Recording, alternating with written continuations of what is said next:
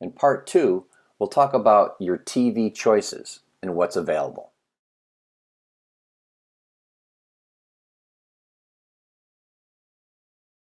CRTVs, the big tube TVs, we're not even going to talk about because they don't exist anymore.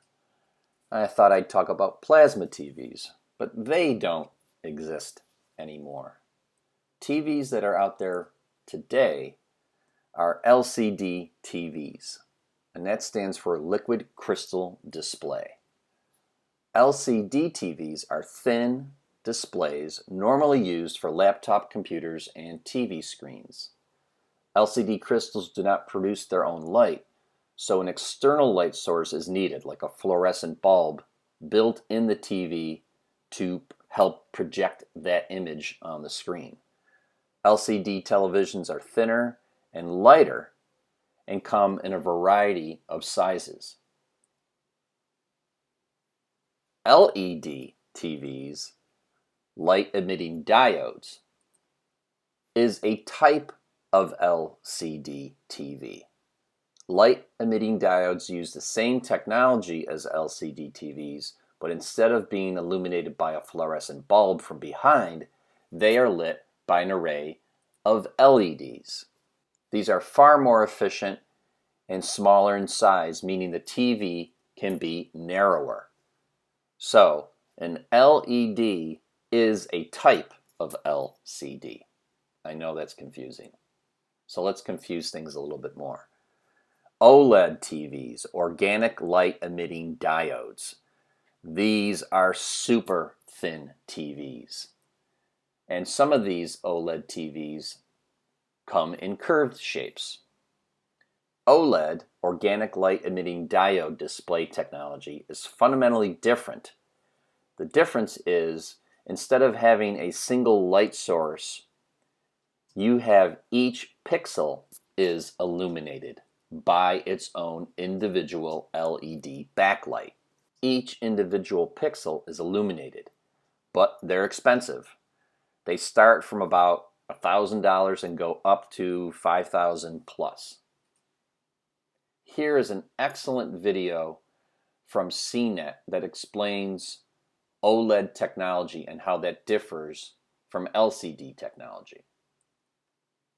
OLED, or OLED, is a television technology that's been used in the best looking TVs we've seen to date. But how does the tech differ from regular TVs, and what do you need to know? OLED televisions produce their images via a different technological process to other kinds of TVs, and we at CNET have been very fond of the result, with the first OLED TV we reviewed producing the best picture quality we've ever seen. But to understand what makes OLED different, you first need to know how pictures are created in an LCD TV, which is the technology in common use today. At the back of LCD TVs there's a backlight, which shines light through liquid crystals, which act a bit like shutters, either allowing light through or not, depending on the current that's run through them. Red, green and blue colour filters put over the top make up an individual tiny on-screen pixel, capable of producing any colour, contributing to an overall visible picture on the screen. OLED uses that same colour combining principle, but the big difference is that there's no backlight. Instead, light is generated by organic compounds that glow when a current is applied. Some OLED designs, including one favoured by LG, use white OLEDs overlaid with red, green and blue filters, but the common trait is that OLED displays don't need a backlight. So why the better picture? Well, it's because each pixel can be shut off. When there's no current flowing, the pixel appears completely black. This extremely high contrast between light and dark makes for a lovely image, and we found beats the picture quality on sets that use backlights, even though TV makers have found clever ways to dim backlights in LCD TVs to make darker parts of the screen as black as possible. OLED screens can also be made very thin and have wide viewing angles, and the tech can also be put to use in bending or transparent displays. OLED is yet to go mainstream, however, and there aren't many TV makers using this technology, plus it remains very expensive. So OLED's commercial future is uncertain, but having been deeply impressed with TVs that use it, we certainly hope we see cheaper sets at a range of prices in years to come. That should be all you need to know for an introduction to OLED, but for much more on TVs and all things tech, stay tuned to CNET. Now, to confuse things a little bit more, there's QLED, quantum dot LED TVs. QLED comes out on top on paper because it delivers a higher brightness, longer lifespan, larger screen sizes at a somewhat lower price tag.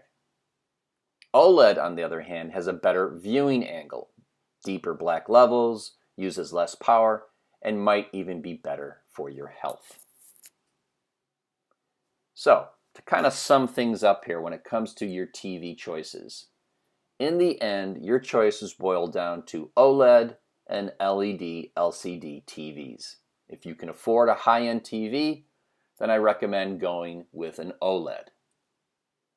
As far as monitors are concerned, almost every monitor on the market is LED backlit. So you should look out for other specs such as refresh rate, panel type, response time, and so on, but I'm not going to cover that in this seminar.